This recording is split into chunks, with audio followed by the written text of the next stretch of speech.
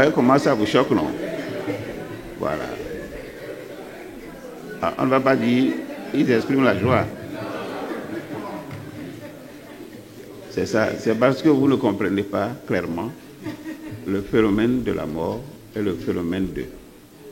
Et ça nous renvoie à ce que j'avais dit, je ne sais plus où, quand l'enfant naît, nous faisons quoi? Nous on rit, non? Et lui, il est en train de pleurer. Et quand lui meurt, nous on pleure maintenant. Et lui, il fait quoi? Il est dans la joie. Mais pourquoi vous ne voulez pas que nous partagions la joie avec lui? Et puis, hypocritement, vous dites on le regrette, et tous les actes que vous posez après sont les actes de joie. Ou bien ce n'est pas des actes de joie? Oui, puisque vous allez montrer que vous êtes les plus riches. Vous allez mettre le corps dans quelque chose de très coûteux. C'est comme ça qu'on fait, non? On va louer corbillard qui coûte cher. On va louer les fanfares là. Ils vont venir faire leurs grimaces. On va faire bâche. Tout ça, ça coûte, c'est de l'argent. Hein? Et après, on va préparer. Et on peut faire 2 mai, 3 mai. Et on réserve même des places à des personnes qu'on suppose être importantes. Peut-être que c'est les gens du service. Et puis, ce n'est pas des actes de joie, ça. Et pourtant, si on ne le fait pas, on le regrette. Et quelquefois, on dit, bon, les remerciements ou bien les condoléances sont reçus sur le parvis de l'église ou bien devant, au cimetière, voilà. Et malgré ça, il y en a qui reçoivent en cachette leurs amis à la maison. Ça se passe comme ça, non?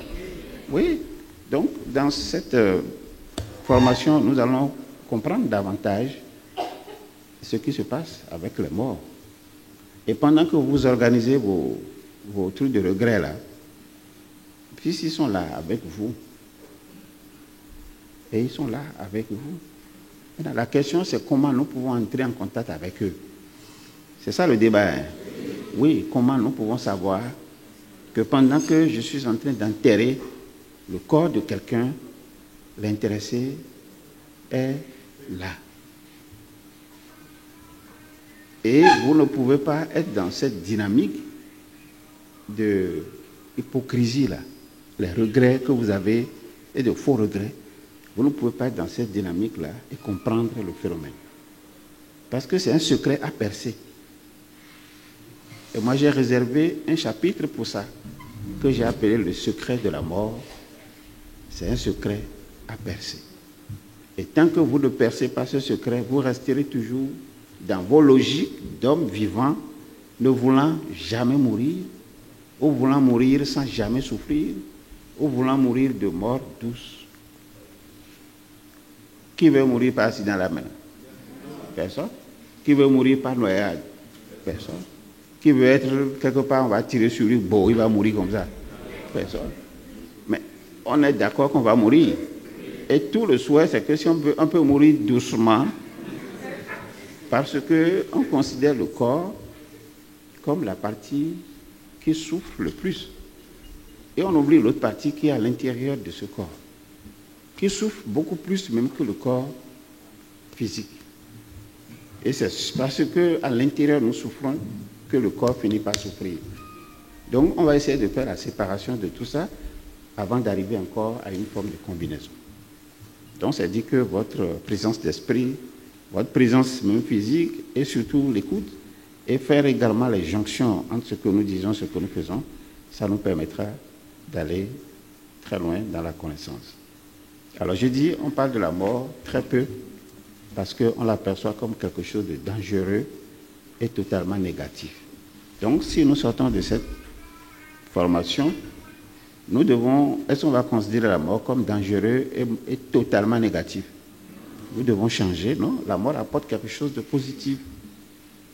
Et nous demander, mais qu'est-ce que ça nous apporte? Et pour comprendre cela, tout à l'heure, nous disons que le présent est le résultat de quoi? Du passé. Et que le futur, oui, si nous comprenons ça, et que nous intégrons ça, et que vous ne pouvez pas aller à l'aube si vous ne passez pas par le chemin de la nuit, c'est fini. Et que nous connaissons le savoir, comme une lumière totalement intangible et immatérielle, bon, on doit savoir qu'on doit reconsidérer les choses. Et l'impact de la formation sur vous, sur votre vie, c'est ça en fait. Il faut modifier maintenant la conception que nous avons de la mort pour mieux construire et mieux vivre. Si vous n'arrivez pas à modifier vos perceptions de la mort, vous allez continuer à vivre dans la hantise. Et surtout, il y a un risque. Il y a un risque. Nous avons chacun dans nous, il y a ce qu'on appelle l'alarme. Vous connaissez l'alarme, non? L'alarme qu'on met au téléphone, là. Puis vous ne connaissez pas ça. Quand on veut se réveiller à 6 heures, on programme l'alarme, non? Voilà. Mais on a fini par programmer l'alarme, nous, matériellement, sur le téléphone, parce que ça existe en nous. Et ça jouxte la mémoire pour nous rappeler qu'il est l'heure de faire ceci. Mais la technologie a tellement pris le pas sur la réalité que les fonctions qui sont les fonctions humaines, nous les confions à la machine. Vous demandez aux enfants à l'école aujourd'hui, vous allez leur demander, mais écoutez, est-ce que vous faites encore les calculs rapides? Il y a les calculatrices qui ont remplacé peut-être la mémoire des enfants. Ou on préfère, au lieu de leur faire des calculs rapides, on préfère dire de prendre la calculatrice, et puis comme c'est la technologie, ça va vite. Mais en ce moment, on tue la mémoire de l'enfant. On tue les capacités à faire des calculs. Et on ne s'en plaint pas, puisque on sait que ces enfants ne seront pas utiles à nous demain. Donc c'est pour dire, quand je parle de l'alarme devant la mort, il ne faut pas allumer ça. Quand vous allumez l'alarme, c'est-à-dire, vous êtes là maintenant, le téléphone sonne et on dit un parent a fait accident. Vous sursautez d'abord sur le fauteuil. Même si vous ne sursautez pas physiquement, vous avez au moins une conscience troublée. C'est comme ça. Voilà. Si vous ne faites pas attention, vous allez allumer vite l'alarme. Et plus vous allumez ça, plus vous allez créer des problèmes à celui qui est en danger là-bas. Et l'alarme, comment on allume ça? C'est de commencer à parler aux autres. De l'information que vous venez de recevoir, vous en parlez à X, Y, Z. X, Y, Z vont commencer à dire au tcho. Toi aussi, tu vas dire au tcho. L'autre va dire, mais qu'est-ce qu'on va faire maintenant? Oh, oh. Et puis finalement, l'alarme s'allume, ça s'amplifie et ça devient l'alarmisme. Donc l'alarmisme, c'est le phénomène d'allumer pour longtemps l'alarme. Et quand c'est les situations de mort, ça arrange la mort, un peu comme vous lui demandez de venir vite chercher votre parent ou quelqu'un qui est là. Et ce phénomène même d'alarme et d'alarmisme s'observe quand on vous remet l'ordonnance à l'hôpital. Au moins chacun a reçu au moins une ordonnance une fois. Bon, il y a deux sentiments qui animent. Le premier, quand vous prenez, qu'est-ce qu'on va regarder? C'est le médicament ou bien le coût? C'est d'abord le coût, hein? Très bien. Maintenant, on va réfléchir sur le coût. On va dire, mais,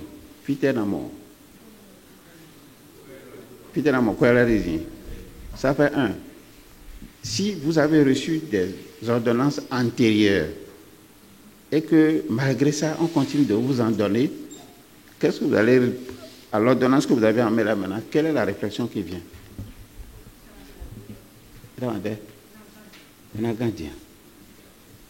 Ou bien, qu'est-ce qu'on peut se poser comme question? Comment? Ben, on peut se demander, Totobu, comment vous dites ça? Non, c'est pas à quoi Totobu, c'est pas encore l'argent. Voilà.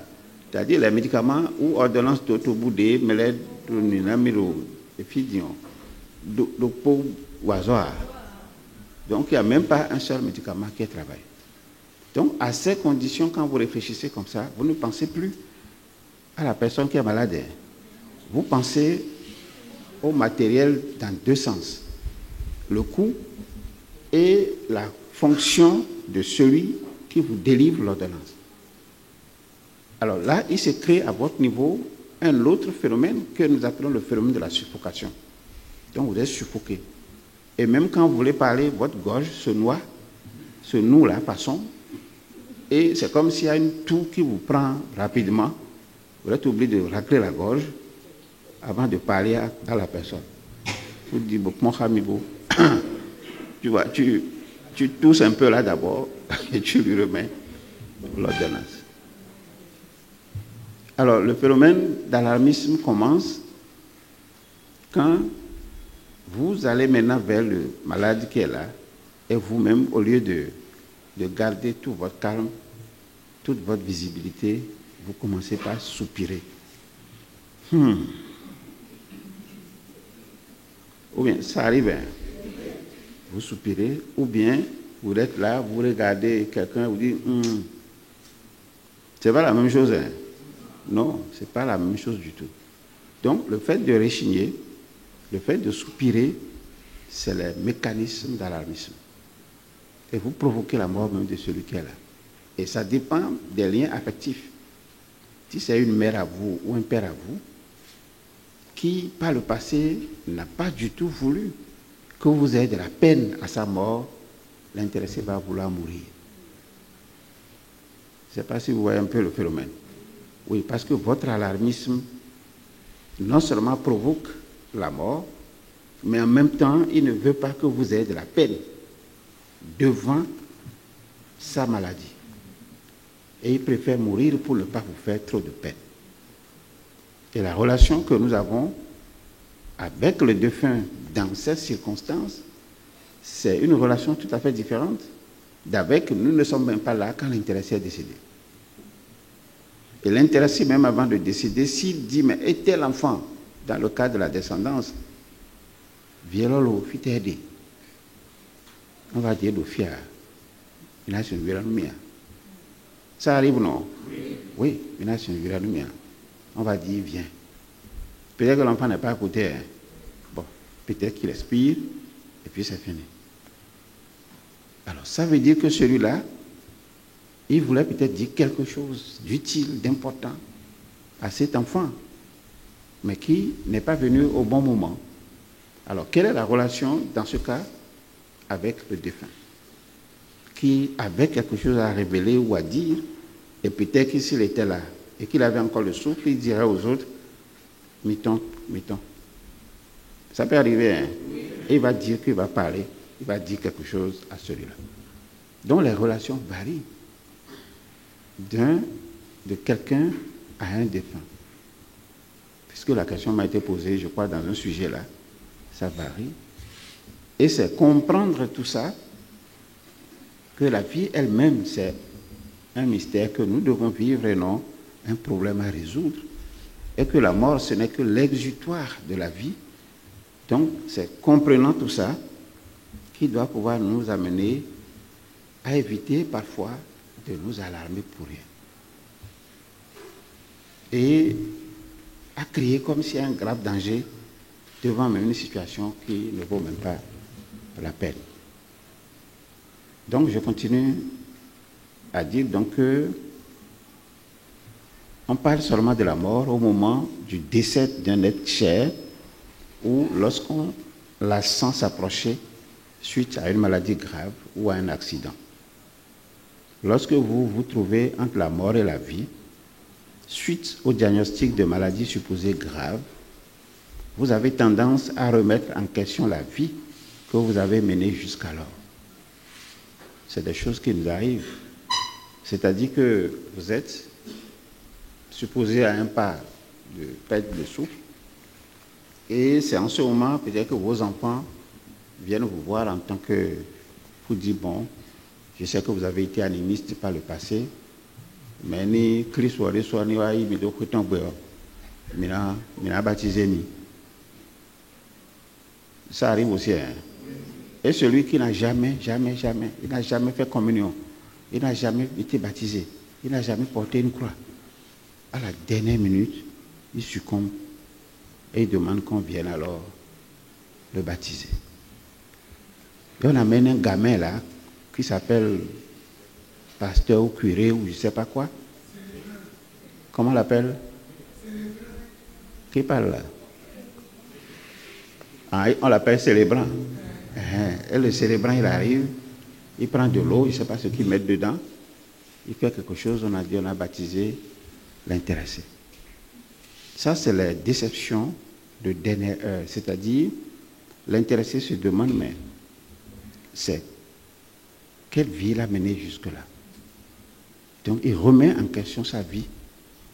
Et il finit par dire, bon, si ce n'est que ça qui va donner satisfaction à mes enfants, bon, il faut que je dépose ma tête pour qu'on mette de l'eau dessus. Et ça, c'est cette remise en question qui montre que non seulement les enfants n'ont rien compris de la mort et du phénomène de la mort, mais que lui-même aussi n'a rien compris, parce que de tout le temps, aucun des deux ne s'est assis pour parler de la mort. Et c'est presque au seuil là, maintenant, qu'on est en train de parler. Alors, côtoyer la mort soulève la question de savoir comment vous souhaitez alors vivre réellement. C'est pour ça que tout à l'heure, je posais la question de savoir, de façon pratique, tout ce que vous avez posé comme question, pas de questions relatives à la vie. Alors moi, je demande, est-ce que vous voulez vivre sans jamais mourir ou mourir sans jamais souffrir? C'est un sujet important, d'autant que cette question doit déterminer les impacts de cette formation sur votre vie et la manière de préparer votre mort. Or, comment les gens préparent leur mort? De façon archaïque. Ils préparent leur mort en disant, si je suis mort là, il faut m'enterrer là. Parfois, ils creusent même la tombe. Vous savez ça, non?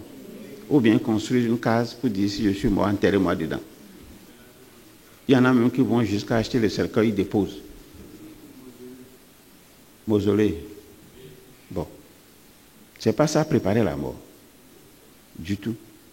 Du tout. C'est pas ça. Ça, ce n'est qu'un rassemblage, un assemblage d'objets. C'est un assemblage d'objets. Comment on prépare sa propre mort? Moi, je peux vous en parler après. Alors, de quel outil efficace nous devons disposer pour gérer nos rapports à la mort? Il était une fois, ça je parle un peu de mes expériences personnelles aussi, il était une fois, c'était ma femme qui était chez moi, et puis elle est tombée malade. Bon, je l'ai regardée, et j'ai dit, bon, et j'ai appelé ma petite sœur, je lui ai dit, bon, cette dame, elle a fini sa mission. Elle a été étonnée, elle dit, mais qu'est-ce que je veux dire là? Mais voilà. Et bon, ça dit dans notre langue, ça veut dire c'est fini quoi. Bon. Et puis, j'ai dit ce que tu vas faire, tu vas partir au village. Je parlais à ma petite sœur, vous comprenez bien. J'ai dit, bon, tu vas partir au village, je vais la ramener tel jour. Effectivement, le jour-là, j'ai ramené ma mère. Donc, je l'ai encore appelée pour dire, bon, moi je vais repartir à Porto-Novo. Mais je reviendrai dans 48 heures. Et les 48 heures correspondent à 2 jours avant sa mort. Réel. Bon, jusque-là, ça ne lui semblait pas grand-chose. C'est comme si quelqu'un... On parle quoi. Bon, donc je suis revenu 48 heures après. Donc je lui ai dit, c'est en ce moment qu'elle a commencé à réaliser la gravité de ce que je lui disais. Et le jour, les 48 heures, le matin, je lui ai dit, bon, elle va mourir à 15 heures. Elle m'a dit, ah, comment elle va mourir à 15 heures? Bon, là, elle avait commencé par avoir le ventre complètement rempli d'angoisse. Et il était 12 heures. Quand elle m'appelle pour dire de venir voir ma mère, que la respiration a changé. J'ai dit, mais la respiration était comme avant. Que la respiration a changé. Bon, donc moi je suis allé, puisque j'étais sous un arbre, je parlais avec les gens, je suis allé et puis j'ai remarqué effectivement que dans quelques heures, ça allait s'arrêter. Bon, elle paniquait tellement que j'ai fini par lui dire, bon, est-ce que c'est pas mieux que tu quittes pour rejoindre ton village? C'est-à-dire que c'est l'autre village, d'accord, mais elle est mariée, elle est ailleurs. Est-ce que c'est pas mieux que tu ailles dans ton village? Elle a fait un peu la femme forte, mais 1 heure avant 15 heures, là, Elle a dégagé.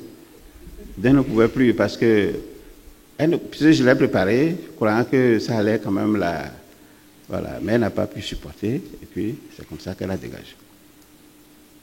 Donc, j'avais encore une autre sœur qui tenait la vieille, et moi j'ai dit non, toi tu ne peux pas elle ne va pas mourir dans tes bras, toi il faut quitter. C'est moi qui vais la garder. Je ne sais pas si vous comprenez bien. Donc, c'est comme ça.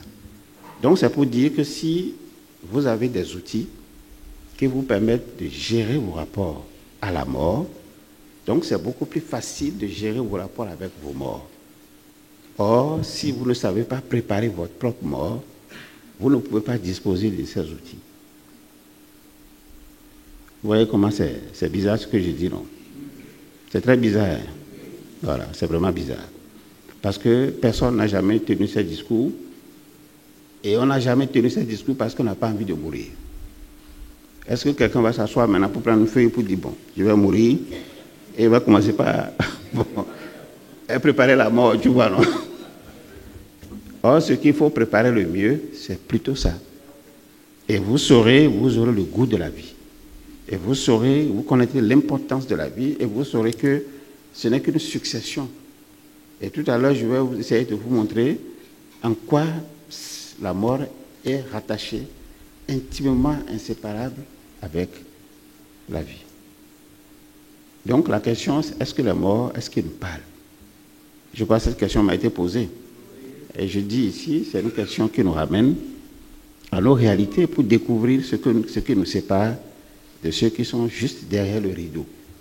Et la notion de rideau m'a été demandée aussi. Et puis là, c'est des choses sur lesquelles je vais revenir. Et j'ai rangé ça dans percer le secret de la mort. Mais vous ne comprendrez que si vous vous mettez à préparer votre mort. Préparer sa mort, c'est vivre intensement. Et il y a un seul mot qui était dedans aujourd'hui. C'était quel mot là? Maintenant. Très bien. Lui là, il est bon. Celui qui a dit maintenant. Donc c'est très important ce que nous disons. Parce que si vous arrivez à répondre à la question de savoir comment vous devez mourir, est-ce que vous n'allez jamais mourir, ou mourir sans souffrir, ou ainsi de suite, vous allez avoir la facilité d'entrer en contact avec vos proches que vous considérez comme étant allés à l'au-delà. Or, à l'au-delà, on les localise en deux endroits. On suppose que c'est chez Dieu là-bas, et qu'à gauche, ceux qui sont à gauche sont dans le feu, et ceux qui sont à droite, ils sont dans le... Et on décrit le paradis comme un lieu où on ne travaille pas. Tout est bon, on mange bien, on ne grossit pas, on ne maigrit pas. Est-ce qu'on a des voitures là-bas aussi? C'est-à-dire, vous prenez la voiture, vous roulez, vous déposez. Je ne sais pas comment les gens représentent ça. Ouais. Donc, il y a quoi? Donc voilà. Alors le deuxième passage que nous avons tout à l'heure souligné, c'est le présent et le résultat du passé. Vous vous souvenez? Et que le futur, c'est le résultat du présent. Et je dis, dès qu'un homme arrive à cette compréhension, il saura que sa vie n'a qu'un seul moment, maintenant. Il cessera de se comporter comme un imbécile qui regarde le doigt lorsque ce dernier lui montre la lune. Et cette vérité, je vous pose la question, est-ce que vous avez le sentiment que les discours que vous avez entendus ont tenu compte de cette loi? Non. Alors à partir de ce moment, intégrez ça à l'exercice que je vous propose pour que quand vous allez interroger les gens chez vous, 5 maximum, voyez dans leur discours, est-ce qu'ils ont intégré le présent au futur, est le résultat du passé, et le futur est le résultat du présent. Regardez s'ils ont intégré ça. S'ils n'ont pas intégré, c'est une raison qui explique qu'ils sont totalement ignorants. Alors, à ce point de vue, j'ai essayé d'apporter quelques éclairages en disant que le présent étant le résultat du passé, le futur étant le résultat du présent, c'est que ça soulève quelques questions. La mort est-elle la continuité de la vie Donc, si je me mets sur le plan linéaire, je dis la vie, la mort. Donc, j'essaie de déterminer des intervalles en disant, je pars peut-être d'un point A à un point 20, je dis c'est la vie, et la mort, ça part peut-être d'un point 20 ou 21 à, je détermine. Est-ce que c'est la continuité? Est-ce que c'est le prolongement de la vie? Est-ce que la mort est opposée à la vie? Et je suis allé regarder le XVIIIe siècle et j'ai interrogé Laurent de Lavoisier, Antoine Laurent de Lavoisier. C'est lui qui disait déjà à cette époque que rien ne se perd, rien ne se crée, tout se transforme. Nous avons fait la petite physique ou chimie en secondaire. Au moins tous ceux qui sont passés par le secondaire connaissent cette loi de la transformation. Et lors d'une transformation, aucune matière n'est perdue et aucune matière n'est créée. La matière est transformée de son état initial vers un état final. Et ce principe nous permet d'affirmer que le nombre d'atomes de chaque sorte sera le même avant et après la transformation. Alors, si cela est vrai, que Lavoisier l'avait dit et que ça a été accepté et que ça a influencé très sérieusement la pensée des hommes, ça veut dire quoi? Est-ce que quand nous allons mourir, est-ce que nous aurons une transformation